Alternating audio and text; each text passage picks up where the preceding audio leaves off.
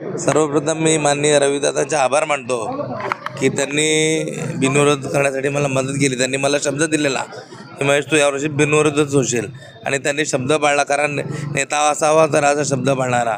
त्याचबरोबर मी माझ्या मित्र मनोजचे सुद्धा आभार मानतो. कारण मनोज आणि मी लहानपणीचे मित्र आहोत आणि त्याचा जो ग्रुप आहे मनोजचे जे कार्यकर्ते ते माझेसुद्धा मित्र आहेत.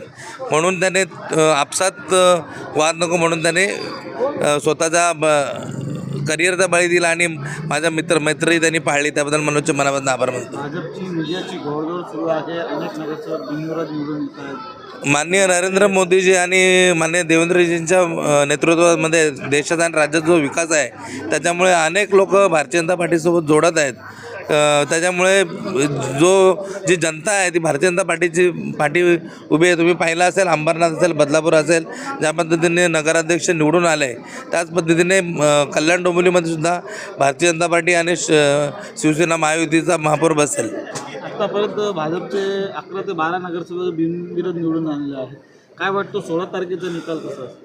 16 तारखेला चित्र स्पष्ट झालेलं आहे.